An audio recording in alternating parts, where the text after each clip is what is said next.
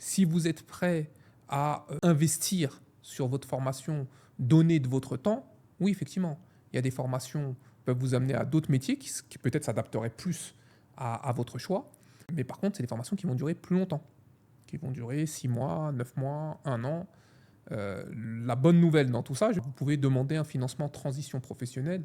Et le financement transition professionnelle, c'est magnifique. Transition pro, c'est magnifique.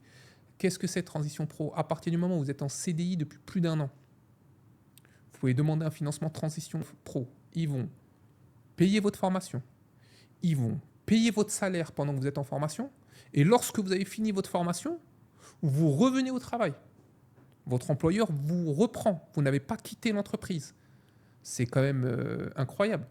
C'est là où on voit quand même qu'au niveau de la formation, en France, on est gâté. Vous vous rendez compte? Vous pouvez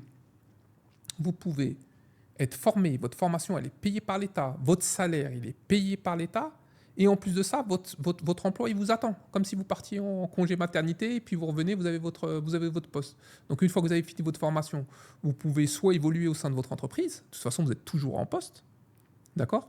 Soit décider de quitter votre entreprise pour un autre poste ou pour aller monter votre entreprise selon la formation que vous avez effectuée. Mais c'est votre choix. On ne vous impose rien. Donc, moi, je trouve que celui qui n'est pas content de sa situation professionnelle, qui est en poste depuis plus d'1 an et qui ne fait pas une formation de transition professionnelle, bah, enfin, c'est pas je trouve, je comprends pas.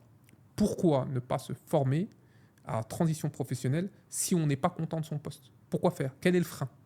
Il n'y a que des avantages et pas d'inconvénients. Le seul inconvénient qui n'en est pas vraiment, c'est dans le cas où votre formation est refusée, le financement est refusé. Et même là, dans le cas où le financement est refusé, bah, vous pouvez refaire une demande.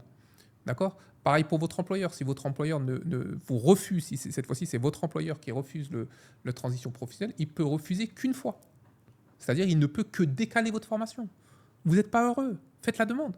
Si votre employeur il refuse, bah, c'est pas grave, votre formation elle est décalée, vous serez encore malheureux 6 mois, mais bah, bientôt vous ne le serez plus. Donc il n'y a aucune raison de ne pas tenter un transition pro à partir du moment où vous n'êtes pas épanoui dans votre poste.